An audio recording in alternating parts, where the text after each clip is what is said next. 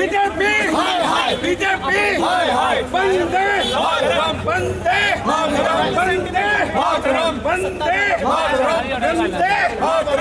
गली गली में शोर है, गली गली में शोर है, गली गली में शोर है।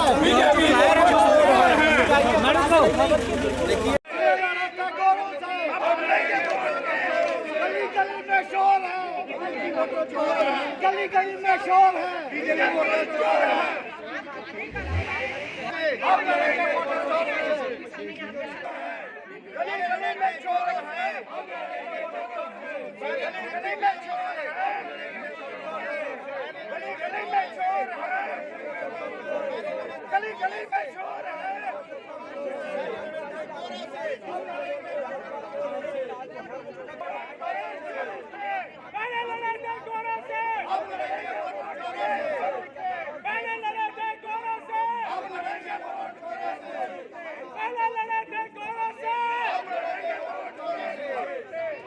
जो आम आदमी पार्टी का जो प्रोटेस्ट है, ये जो चंडीगढ़ में बीजेपी ने जो मेयर के चुनाव में जो धांधली की है, जो पूरा ऑन स्क्रीन वायरल है, किस तरह जो वहाँ के प्रिसाइडिंग ऑफिसर थे अनिल मसीह, उन्होंने 8 वोट जो आम आदमी पार्टी और कांग्रेस का जो एक कंबाइंड कैंडिडेट था, उनके 8 वोट्स खारिज किए और ऑन कैमरा जो उन्होंने बेईमानी की, जो उन्होंने साजिश की, जो चोरी की, वो ऑन कैमरा रिकॉर्ड है।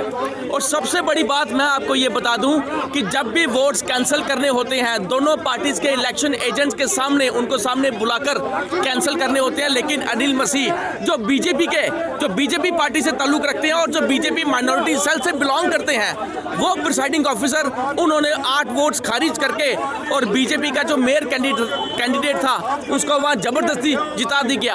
और आपके माध्यम से मैं जम्मू कश्मीर की जनता को ये बता दूं, ये उनसे गोदी मीडिया ने ये खबर छुपाई है कि जो भारत इलेक्ट्रॉनिक्स लिमिटेड जो ईवीएम्स बनाती है, उस भारत इलेक्ट्रॉनिक्स लिमिटेड में बीजेपी के 4 उम्मीदवार, 4 लोग वहां के बोर्ड ऑफ डायरेक्टर्स में हैं। और सबसे बड़ी बात, ये जो भारत इलेक्ट्रॉनिक्स लिमिटेड कहां ईवीएम्स, कौन सी ईवीएम्स पहुंचानी है, ये इसका फैसला भारत इलेक्ट्रॉनिक्स लिमिटेड लेती है। और आपको मैं बता दूं, एक मितू जैन जो एक पत्रकार हैं, उन्होंने ये खुलासा किया है, ईवीएम्स में एक चिप होती है, उसमें एक कोड होता है, एनक्रिप्टेड कोड।